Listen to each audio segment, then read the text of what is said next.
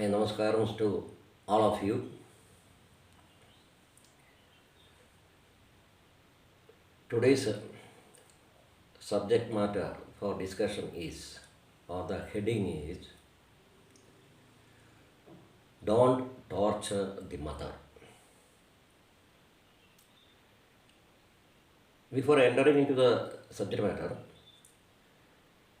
let us see what we have discussed in the previous videos. In my previous videos, we examined the existence of the Supreme Spirit, and which is known as the Brahman, and it creates, maintains, and dissolves the universe. This supreme power does these three activities simultaneously, not separately. It creates, maintains, and dissolves. In the universe, some planetary systems, some stars die. At the same time, some planetary systems, new planetary systems, stars, etc., get formed. So there is the creation as well as dissolution. But still, even though certain stars die and certain planetary system and stars originate in the universe or get formed in the universe, the total balance of the universe is maintained without intact. The total balance of the universe is maintained intact by this supreme consciousness which pervades everywhere. And also we noted that there are two concepts of Brahma or the Supreme Spirit, that is Nirguna Brahman as well as Saguna Brahman. Nirguna Brahman means inactive, without any qualities or attributes. Saguna means with the attributes and qualities and always active. And this active Brahman is the reality. That also we saw in the previous video. Now, let us come to our solar system. We noted that the whole universe is a conscious spirit, that is, it pervades, the whole universe is pervaded by a supreme consciousness in the form of energy, and this supreme spirit is called Brahman. Likewise, our solar system is also, our solar system which forms part of the whole universe is also conscious. It has a consciousness of its own. We all know that on earth, all the beings, including us, get the life-giving energy from the sun. Everybody knows. Everybody knows it. That is the life-giving energy we get, including all the beings, not only us, but all the beings, animal beings, plants and trees, etc., also get the life energy from the sun. If the sun is not there, of course, the earth would have been a mere dead mass. A dead mass it would have become. Now, let us come to our earth, our mother earth, the Prakriti or the nature. In Indian philosophy, we call the earth or the Prakriti or the nature as Mother Earth. We call our dwelling place, this earth, as Mother Earth. In Indian philosophy, we call it. Of course, the nature of the earth or the Mother Earth cares for us just like a mother.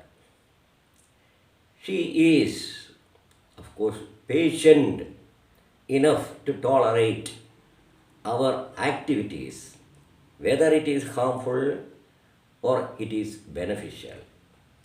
Just like a mother, all our activities are tolerated by the Mother Earth. People are not aware of it. Then we are, of course, blessed with many things by the nature. The nature has, of course, given us boons, bounty.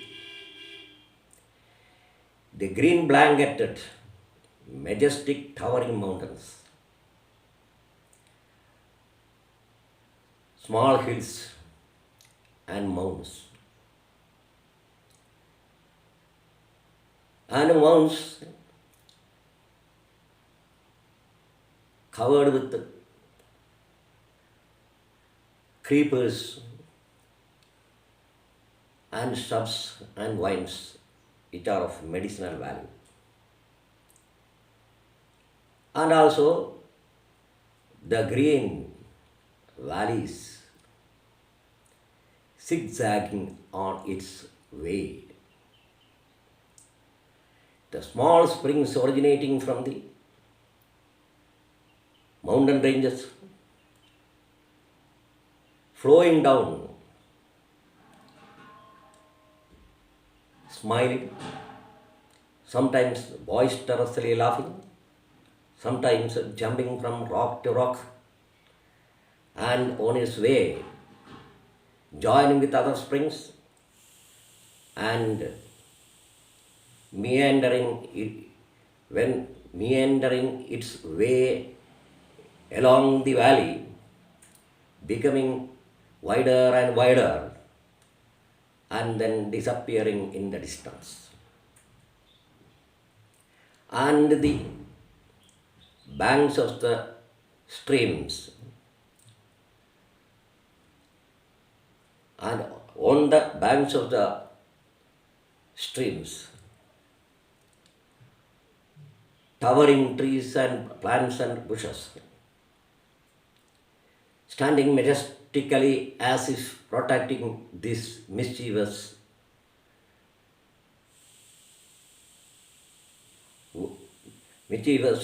girl, that is the stream,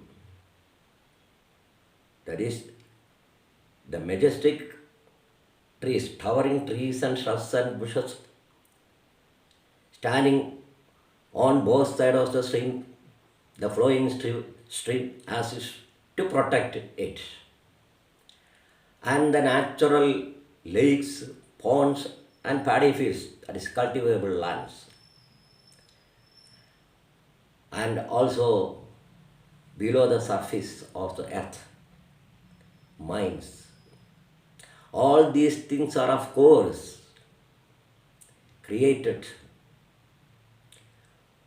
for human beings to use. Then there occurs a question whether animal beings are not using these things, are not using the services of the nature, the boons of the nature, we will ask. Of course, they take from the nature, from the earth, the Mother Earth, what they want, what they require. They don't preserve, they don't amass wealth, they don't exploit the natural resources unlimitedly. Whereas man's activities are on the contrary.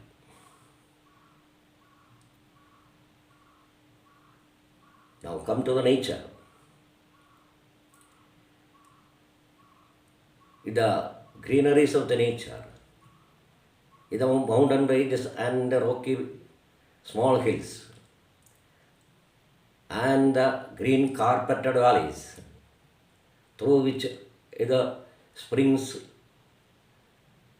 widening it on its course and meandering its way into the distance. And during flowery season, the nature decorated with flowers of various kinds, giving a touch of picturesque beauty, a bewitching beauty, which of course is meant for human beings only, because the beauty of the nature can be appreciated and enjoyed by human beings only, because by birth itself and in this world, we are the only creatures who are blessed with intellect, with the thinking capacity, the logical thinking capacity, analyzing capacity. Animal beings do not have such a capacity. They are not endowed with such a boon. And the nature is always, the Mother Earth is always, the Prakriti is always soothing. A man who is perturbed in his mind, who is suffering from conflicting thoughts in the mind, who feels disappointed, who feels always dispirited, who feels that is something is lacking in his life. When he sits in the nature, naturally, the soothing nature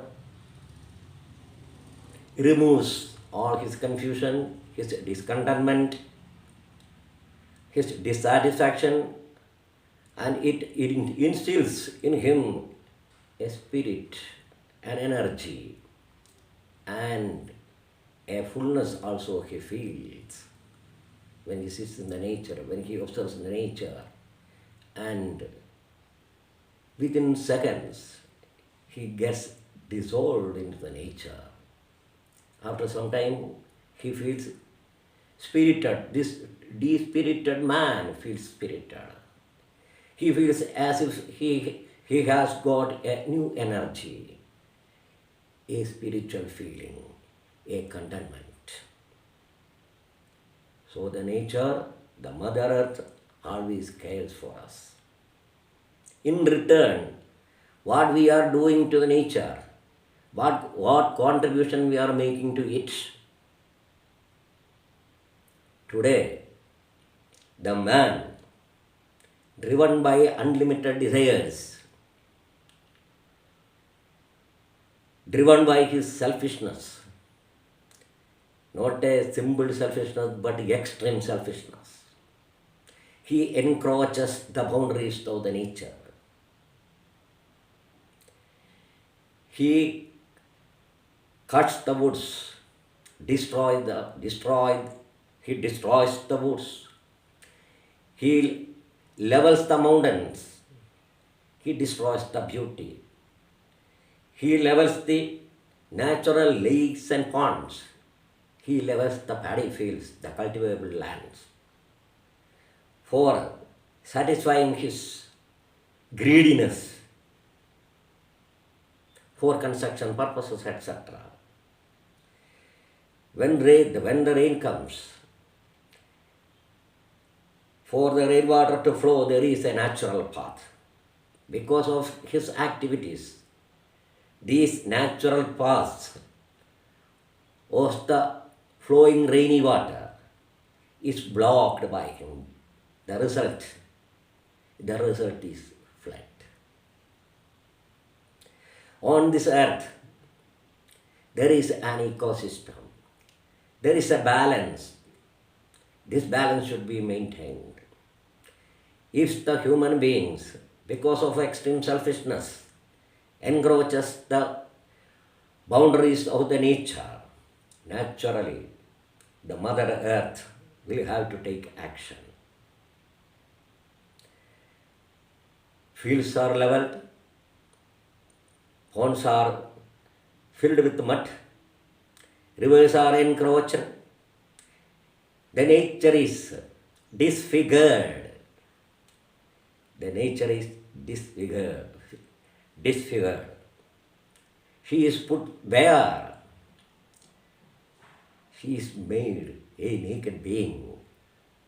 And this selfish man, this greedy man, to satisfy his greedy needs, thrust with the dagger into the heart of the Mother Earth. So, killing of Mother, knowingly or unknowingly, but driven by his greedy needs, results. So, the nature, the Mother Earth, of course, only happy to give us things. She is only happy if we take what we want from the nature. She is only happy to give us. But so long as you take what is stipulated for us, she will be happy. You can move up to the boundary. If you encroach the boundary, of course, she feels hurt. The Mother Nature knows if she is disfigured, if her balance is made imbalanced, she knows how to regain it, how to regain the previous balance, how to keep up the balance of the nature. She will do it. She has sent signals to man. You are encroaching the boundary. You are encroaching the boundary which I have drawn, up to which you can use the natural resources. You use the natural resources. You use the plants, the shrubs. The shrubs, they are also medicinal value. They are also of medicinal value. You use for the concerned purpose of the rocks, the sands, the mud. And also the mines below the surface. You use it. Nobody else is using it except human beings. But there is a limit for everything. If more than what we deserve, if we take from the nature, naturally an imbalance will be created. The ecosystem will be perturbed, destroyed.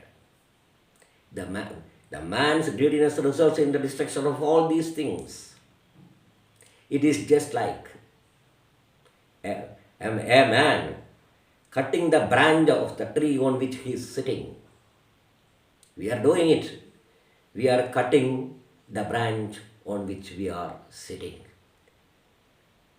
So we have to think about it. Otherwise, the result will be destructive for the whole world. So long as we live in harmony with the nature, we will get everything. On the contrary, if we are going beyond the limit, action will be, of course, forthcoming naturally. Man has already encroached, gone beyond the boundaries of the nature.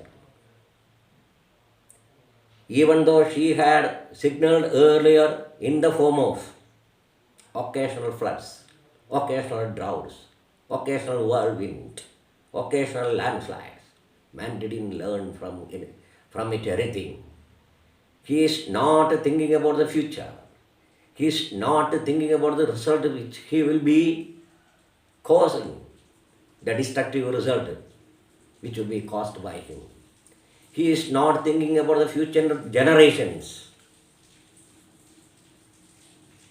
We have to take into consideration one important thing. We are not the only beings in this world. In this world, each and every being, whether it's human beings or animal beings or trees and plants or worms or bacteria or fungi, etc. All these things, all these beings have a right to live in this world. So we have to consider it and we have to live in harmony with the nature. But man won't learn. Whatever he suffers, whatever destructive things which he faces, still he can't think because of his greediness, selfishness. He goes on interfering with the nature's balance. He destroys it. Now what is the result? The Mother Earth has reached the extreme limit of her patience. The Mother Earth has reached her extreme limits of patience. The result, drought, shortage of water. Nothing can be cultivated. No beings can live because of shortage of water. Then when rain occurs, there is no way for the rainwater to flow in its natural way. Then flood. Because of the flood, many lives have been displaced. Crores of rupees of value, materials worth crores of rupees, houses, properties, human lives and animal lives, etc.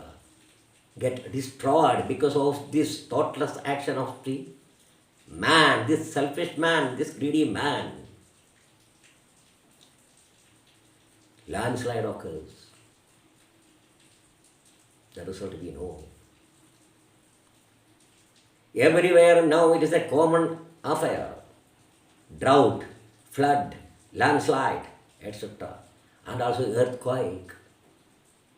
Because the balance, the earth has lost its balance. Now she is going to teach us a lesson, and what she has lost, she will regain it with harsh methods. We have to understand that. So let us live in harmony with the nature. Let us not encroach the boundaries of the nature. Anyway, we are not at all contributing to the nature.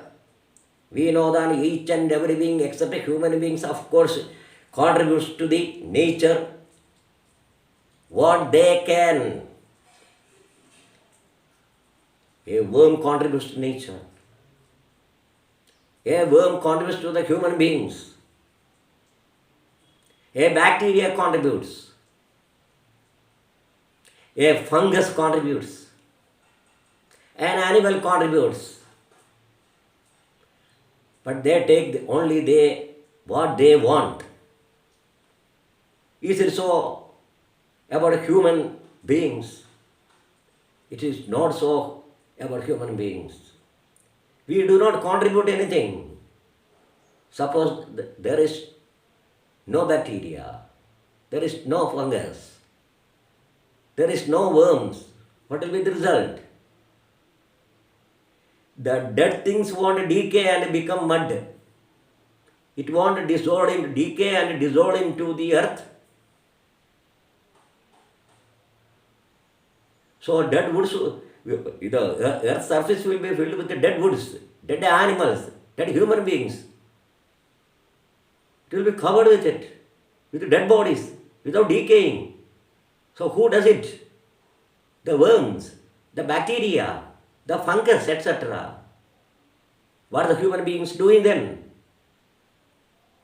Human beings are only taking from the nature what he wants, more than what he wants, beyond the limit. That is prescribed by the nature. He takes only. He doesn't contribute anything. Of course, the nature has no objection to it. Of course, you take. I am only happy. The nature says, I am only happy. You human beings, you take whatever you want. But don't indulge in destruction. Don't indulge in thoughtless activities. Do live in harmony with the nature. Then I will bless you. So, we human beings have to control our desires, control our, of course, we have to meet our demands. Nature is only happy to give you the needed things. You take, you cultivate the land, you take wood, you take herbs, medicines, you take rock, sand, mud, etc. But there is a limit for everything. Don't destroy it. In Indian philosophy, the earth, the nature, the Prakriti is considered as Mother Earth, Goddess nature.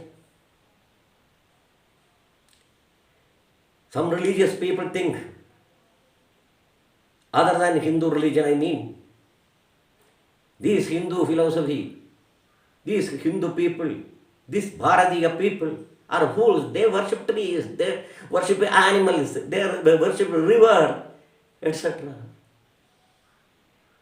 In India, in Indian philosophy, this Bharatiya philosophy, we believe tree is a living being. It is, of course, part of nature. We consider it as God. We worship it. Of course, without trees and plants, what will happen to us? So from this philosophy, we understand that the importance of maintaining the balance of the nature, maintaining the trees and woods intact, the rivers and ponds, etc. To keep intact, we study and we teach in Indian philosophy, this Bharatiya philosophy. Of course, we worship the animal forms, the animal images, because we know the importance of each and every being, each and every animal, what is its place in this earth, what it contributes to human beings, to the nature. All these animals and plants and shrubs and bacteria and fungus, etc. contribute to the nature, and the result, the fruit of it is consumed by us. We are taking the contribution made by the animal beings, plants, etc. We take it, we consume it, but we do not contribute anything, we take only. But the nature earth says that you take. I am happy to give you all these beautiful pictures, beauty of the nature, etc. are of course for you only. Only because you are intellectuals. You have intellect, and you can think, you can analytically think. And only human beings have the aesthetic sense. And whenever you get depressed, dispirited, and remain without hope, of course, I come there, soothing you, making you happy, caressing you. We know that. For some time if you sit in the nature, in the hilly region, or on the banks of a stream or a pond, of course we feel that a new energy has come to us, a new life has come to us. The emptiness we feel disappears. Just like a new man, an energetic man, a spirited man, as we have got a new life, he returned home. So the nature cares for us. All these things are, of course, made for us. So let us live in harmony with the nature. Let us take whatever we want, but don't go beyond the limits. So long as we live in harmony with the nature, with the Prakriti, the Mother Earth, of course, she is happy, and everything will be happy, and a happy, satisfied, contented life we can lead. Otherwise, the results will be terrible. So let us, from this day, start living in harmony with the nature, lead a new life, giving up selfishness and greediness. May the Mother Earth, the nature, Prakriti, bless us. We will see in the next video. Thank you very much.